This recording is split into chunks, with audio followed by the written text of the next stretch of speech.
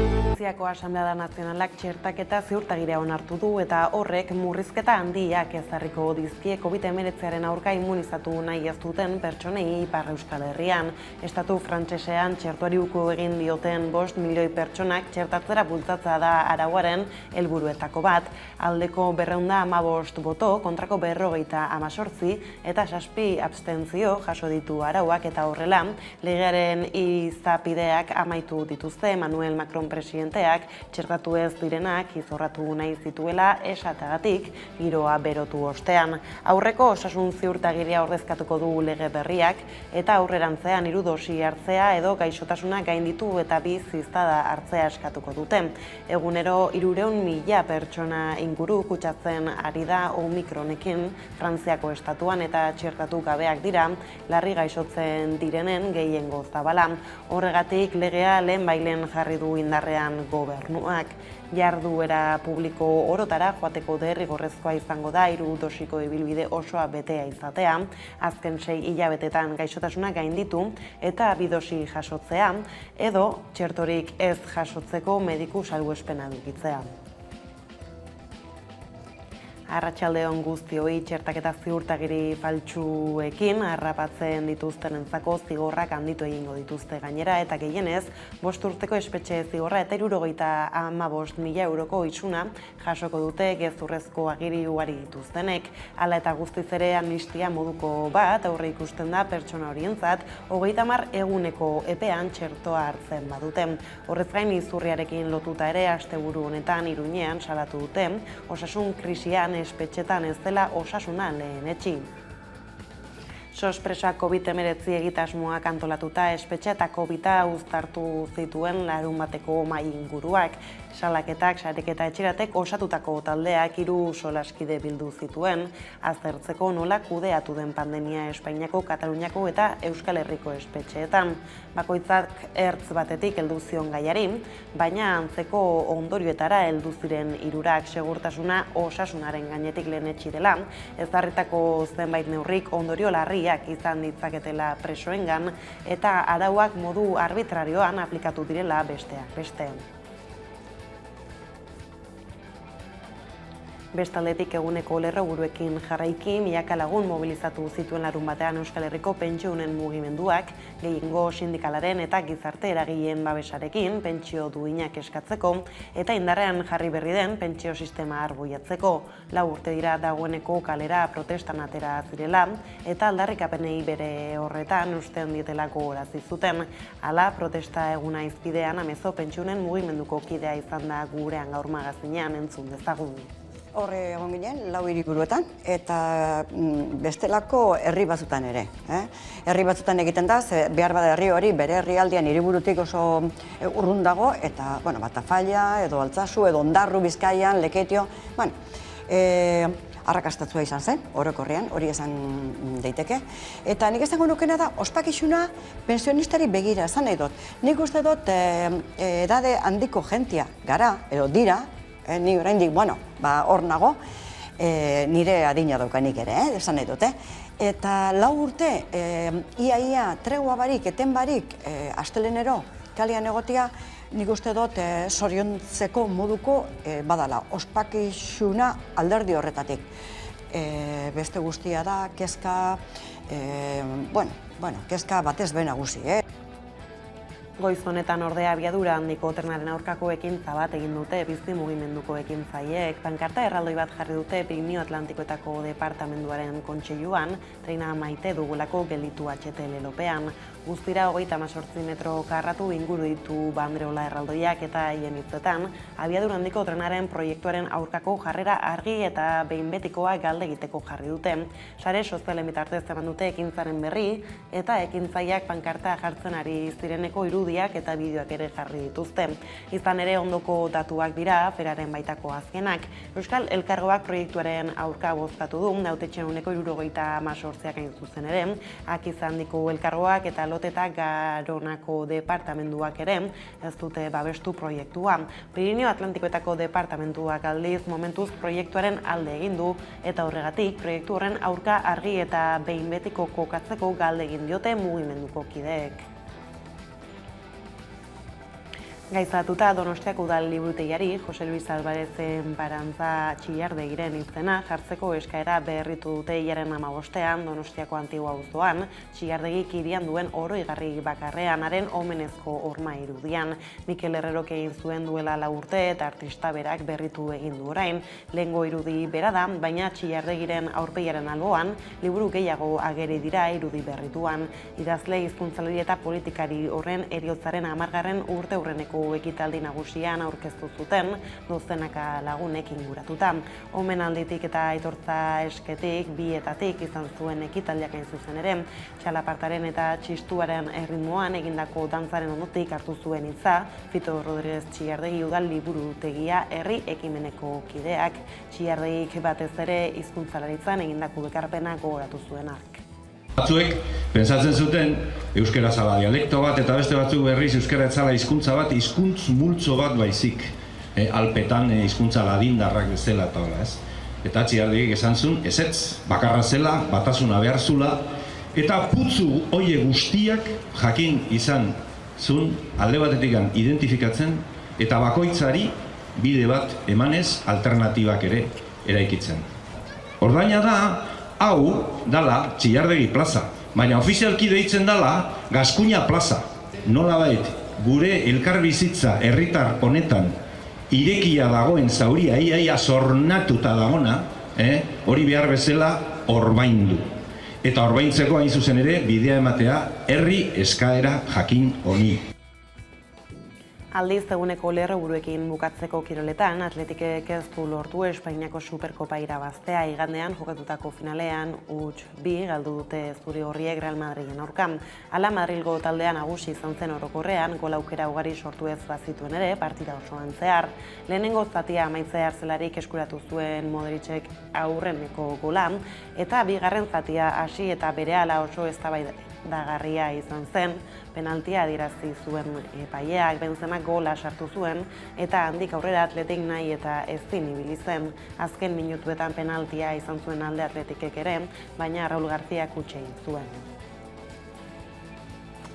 Bada eguneko lerroburuak horrela ekonomiaren bueltako albiste gelduko diegu jarraian izan ere, LAB, ELA, SK, Steilas, Hiru eta Etxalde sindikatuek prentsaurreko bana egin dute Iruñan eta Bilbon, Madrilgo gobernuaren lan erreformarekiko duten jarrera adierazteko.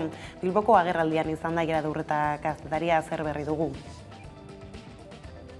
ELA, LAB, ESK, Steilas, Hiru eta Etxalde sindikatuek agerraldia egin dute bai Iruñean, bai Bilbon. Eta bertan iragarri dute manifestazio bateratuak egingo dituztela urtarrilaren 30ean, hau da, lan erreformaren bozkaketaren bezperan. Lan harremanen euskal esparrua bermatzea eta kaleratze errazak ezabatzea aldarrikatzeko. Horrez gain, Kataluniako Intersindikal eta Galiziako Siga sindikatuek iragarri dute ere mobilizazioak egingo dituztela euren herrialdeetan eta adierazi dute gainera Kataluniako beste sindikatuen bat egitea ez dutela baztertzen. Bestalde, prentsaurrekoan greba orokorraren inguruan galdetu zaie sindikatuei, baina urtarrilaren 30eko mobilizazioez haratago ez dute ezer esan.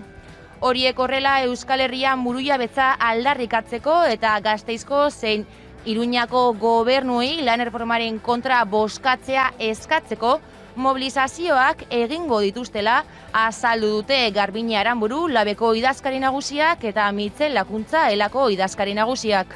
Burujabetza aldarrikatzen dugu, eta bai, burujabetzaren aldarrikapen horrekin batera, argi dugu ere, estatu egiturak izan bitartean ere, gaurdanik posiblea dela lan harremanetarako marko propio bat edukiz betetzen joatea, lan duina bermatuko duen marko propio bat eraikitzen joatea. Horregatik ere, eta ikusita akordio honek oso garbi uzten dituela non dauden gure autogobernuaren mugak, iruditzen zaigu Gasteizko zein Iruñako gobernuek ere ezin dutela begirale paper hutsa hartu. Guk eskatzen diegu euskal alderdiei bizirik manten dezatela lan erreforma hori indargabetzeko aukera. Eta hori hala gertatu dadin, egin behar dena da ezezko botoa eman planteatzen den dekretu honi. Aldi berean berakadoa behar ginen erosalmena, historia txikia egin du inflazioak 2021 urtean, eta ez onerako euroa indarrean jarritzenetik ez zen inoiz hainbeste igo urte batean, 6,8%ra iritsi baita Hego Euskal Herrian, Espainiako Estatistika Institutuaren datuen arabera. Zein da egoera Aiara? 6,5 handitu ziren prezioak 2021ean, Hego Euskal Herrian Espainiako Estatistika erakundeak zabaldutako datuen arabera. Eta hori dela eta langile gehienek aurten erosteko ahalmena galduko dute. 2022an lan ituna indarrean dutenek eta behintzat KPI-a bezainbesteko soldata igoera adostu dutenek eutsiko liokete. Enpresek lan baldintzak euren kabuz aldatzeko pribilegioa hartzen ez badute behintzat. Izan ere, Espainiako Kongresuan bozkatzeko bidean dagoen lan erreformak eskubide hori gorde du enpresentzat. Araba, Bizkai eta Gipuzkoako langileen 80%, ituna iraungia edo berritzeko izango dute aurten, eta beraz, soldata izozturik geratuko zaie hitzarmen berriak egiten ez dituzten arte. Nafarroan ituna berritzeko duten eunekoa apalagoa da. Edonola ere negoziazioak egongo dira eta gehienak saiatuko dira soldata igoerak inflazioaren azpitik egiten. Horregatik lan gatazkak egongo direla aurreikus daiteke eta labek zein elak garbi utzi dute soldatapekoen erosketa ahalmena defendatuko dutela enpresetan. Eta inflazioa izpide pentsio publikoak 2,5% handitu dira urtarrilean, hori izan baita batez besteko inflazioa Espainian 2020ko abendutik 2021ko azarora arte. Bada pentsiodunek salatu dute batez besteko inflazioa erabilita erosteko ahalmena 3% txikituko zaiela. Hala erosteko ahalmena bera galdu dutela salatzeko eta mugimenduak 4 urte ondoren borrokan jarraitzen duela aldarrikatzeko pentsiodunek kaleak hartu zituzten larunbatean. Berdin dio nork gobernatu guk pentsio publikoak defendatu lelopean, milaka lagun kalera atera ziren larunbatean Hego Euskal Herriko hiriburuetan eta hainbat herritan. Bidelagun izan zituzten pentsiodunek gainera sindikatuak eta gizarte eragileak. Hala 4 urte ondoren borrokan ari direla aldarrikatzeko eta pentsio duinak eskatzeko eta indarrean jarri berri den pentsio sistemaren kontra protesta jendetsuak egin zituzten larunbatean.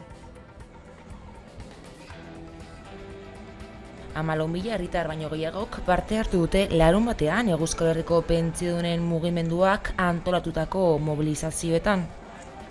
Bilbo izan da pentsiodunen mugimenduaren erdigunea eta bertan egin zuten manifestazioari jendetsuena. 2018ko urtarrilaren 18an hasi ziren pentsiodunen protestak eta urte horietan egindako lanaz harro daudela nabarmendu dute pentsiodunek. Mobilizazioek eragotzi egin baitute pentsioak are gehiago murriztea. Baina ez daude konforme Espainiako gobernuak abenduan onartutako reformarekin, ez baititu aurreko gobernuen murrizketak indargabetzen, eta gutxieneko pentsioak miserableak izaten jarraitzen dute pentsiodunen iritziz.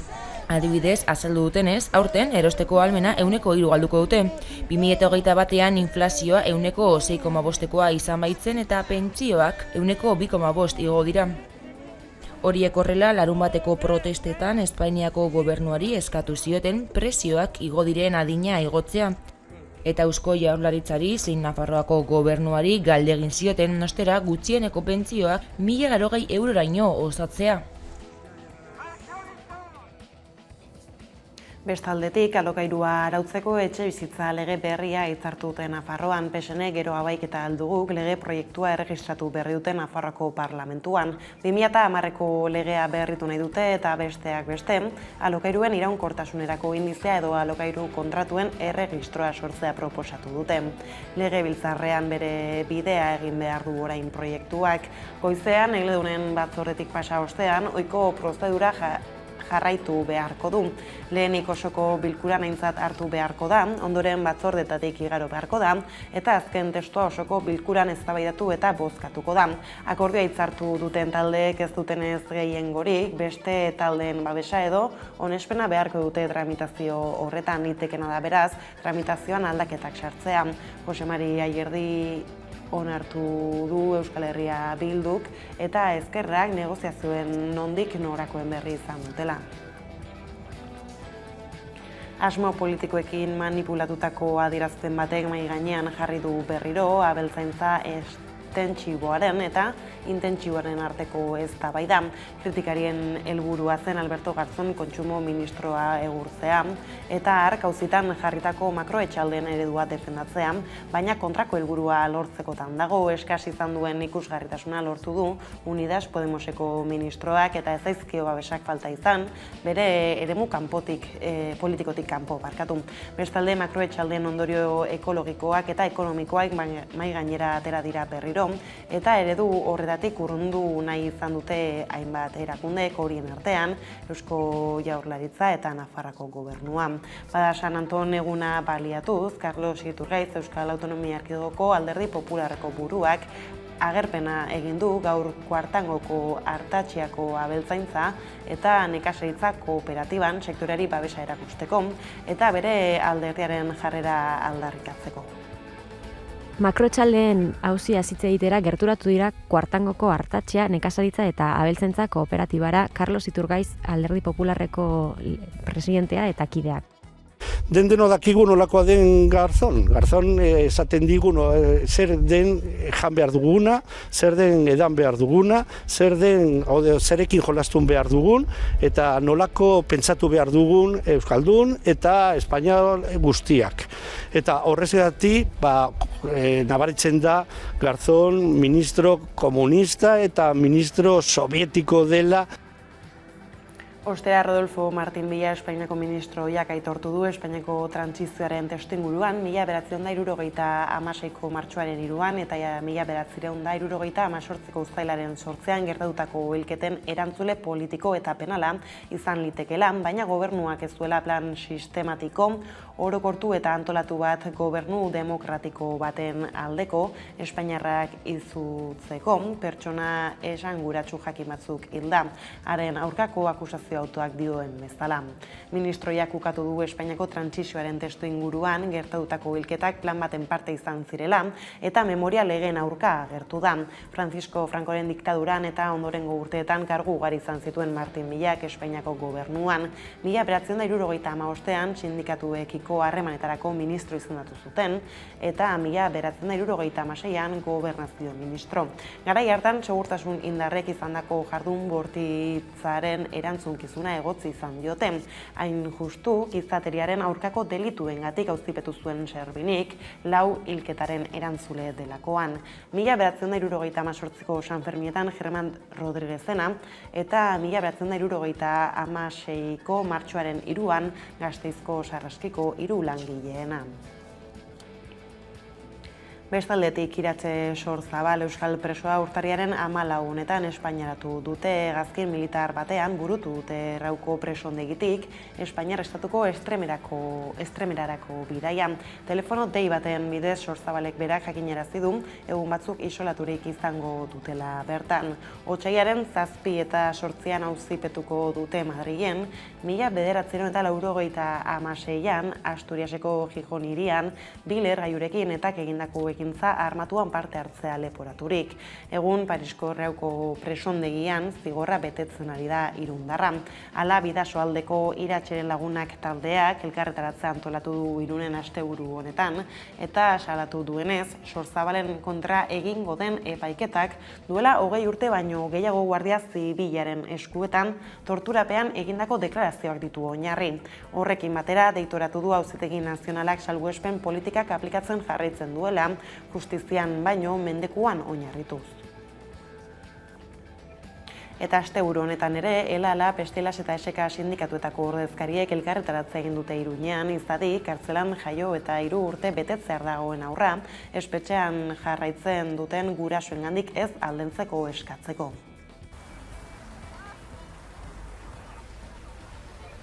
izadik 3 urteko neska da, eta 3 urte horiek bere amarekin eman ditu, eta orain banantzeko arriskuan dago. Gure ustez, egoera hori onartezina da, eta oso argi erakusten du zein den Estatu Espainiarraren krudelkeria. 10 urte igaro dira, eta bere borondatez borroka armatua utzi zuena, eta hori ala izan da, Espainian estatuak mantentzea horrelako politikak argi ikusten du mendeku politika erabiltzen duela Estatu Espainiarrak.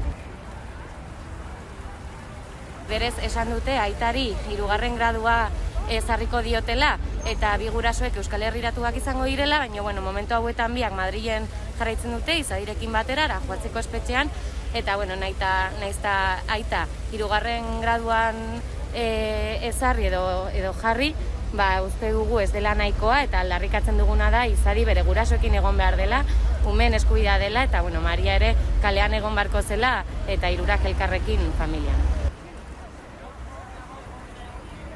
Gazte mailan arreta jarrita berriz, atzo aurkeztu zuten Zartada Gazte ekimena eta mugimenduko kideen esanetan Euskal Herriko gazteria eta gazte mugimenduak batu, aktibatu eta elkarlanean jartzeko helburuz sortu da, elkarrekin hausnartu, ikasi eta mobilizatzeko. Euskal Herriko zenbait eragileren eta kideren artean sortu dute, eta egungo testuinguruaz hausnartu eta erantzun bat artikulatu nahian, bildu ziren lehenengoz duela hainbat hilabete.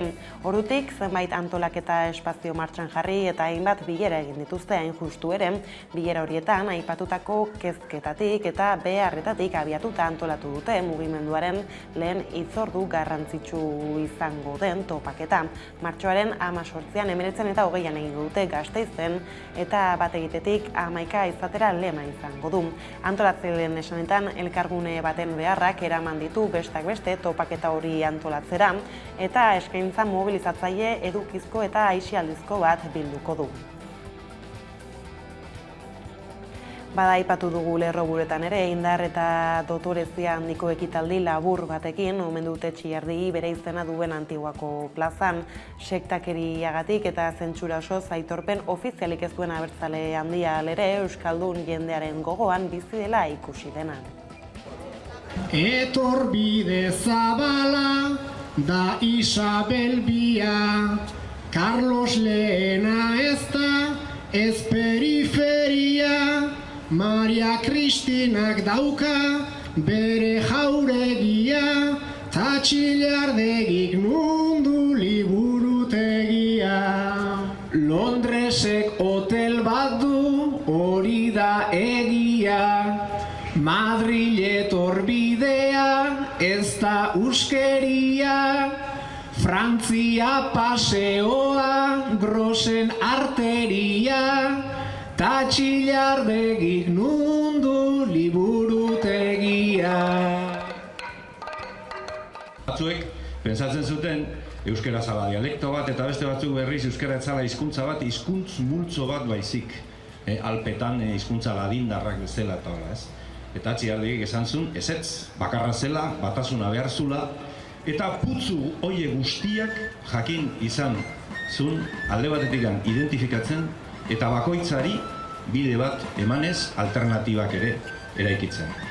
Ordaina da, hau dala Txillardegi plaza, baina ofizialki deitzen dala Gaskuña plaza.